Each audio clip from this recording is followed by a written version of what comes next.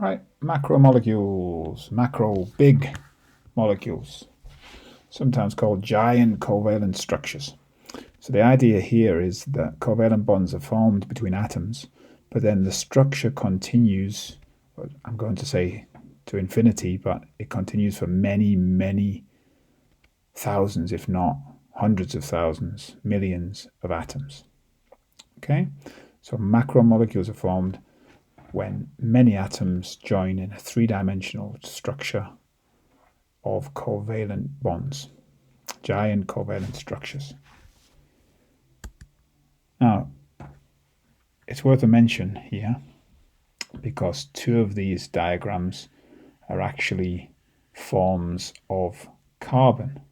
So this is one form of carbon, this is called graphite, and this is another form of carbon, this is called diamond. Now, different forms of the same element in the same state, in this case they're both solids, are called allotropes. So graphite and diamond are allotropes of carbon. You might want to write that down. Graphite and diamond are allotropes of carbon. They're different forms of the same element in the same physical state. They can have very different properties.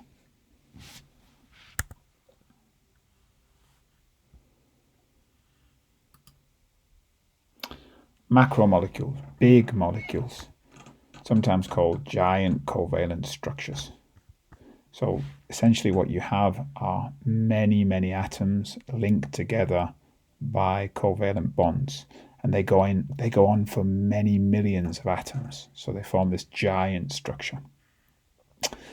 Okay, before we move on, it's worth defining allotropes. Allotropes, essentially, they come into this here because these two structures, this is graphite and this is diamond, but both of these structures are made up of carbon atoms. So as you can see, the carbon atoms are arranged differently in these two structures. So essentially here, you have different forms of the same element in the same physical state. So graphite and diamond are allotropes of carbon. It might be worthwhile you writing that down. And they can have very different properties. The properties of graphite and diamond we're going to talk about, but you can imagine they're very different substances. Okay, that's a start. So here we are. Let's think about these three structures here. Now they're actually graphite, this is diamond, and this is silicon dioxide, often known as sand. It is the main constituent of sand, silicon dioxide. And what we're going to do is we're going to look at each of these structures in turn, and we're going to write down the description, the properties, and the uses of the material, which you need to know. So everything on this table you need to remember. Let's start with graphite. Graphite is a black, shiny solid. You've got some graphite potentially around you right now. We'll talk about that in a second.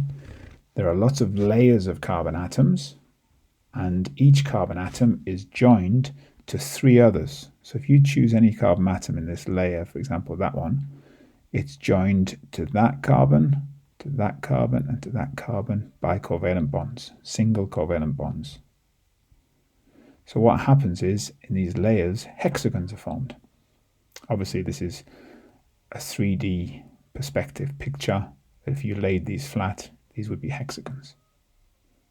Okay, so each carbon forms three single covalent bonds. Now that's going to be important in its properties, which you're going to have to think about in a few minutes. Graphite has a high melting and boiling point. It conducts electricity, which is interesting for a non-metal. And these layers, 1, 2, 3, can slide over each other. Because they can slide over each other, it gives graphite interesting properties. The uses you need to know: graphite can be used as a dry lubricant in locks because of the layers sliding over each other. It's in pencils, so it's the old-fashioned term was the lead in a pencil, but it's actually graphite. So graphite is the lead in a pencil, and also graphite is used in motors and generators because it lubricates, but also because it can conduct electricity.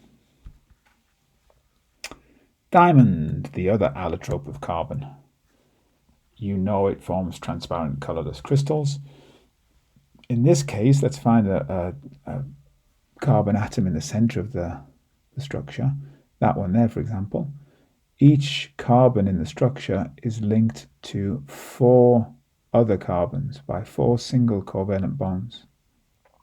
So the structure goes on in space in 3 dimensions, and every carbon is linked to 4 other carbons.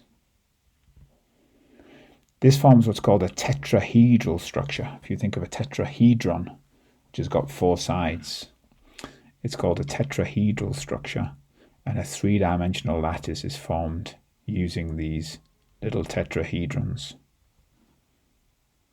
Properties: so many bonds, all tightly packed together, very hard to break. It gives diamond a very high melting point and boiling point, and it also makes diamond very hard.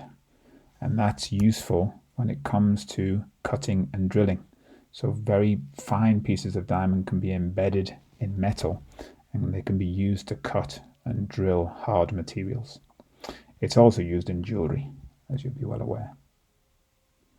Silicon dioxide is very similar to diamond, because if you just look at the silicon atoms, which are the bigger of the two, they are attached to 4 other things, because silicon's got the same valency as carbon. It needs to get 4 electrons. So it also forms a tetrahedral structure. Each silicon is joined to 4 oxygen atoms. So let's try and find one that's joined to 4. This one, for example, 1, 2, 3, 4. And then each oxygen, because it's got a valency of 2, is attached to, there's a good one, that silicon and that silicon, 2 silicon atoms. A 3D giant lattice is created. What are the properties of silicon dioxide? It's got a high melting point and boiling point, and it's very hard, as you will have found out if you've got sand in your sandwiches at the seaside. Uses: well, one of the main uses of silicon dioxide is to make glass. So if you specially treat silicon dioxide, you melt it, and you quickly cool it down, you can actually make glass.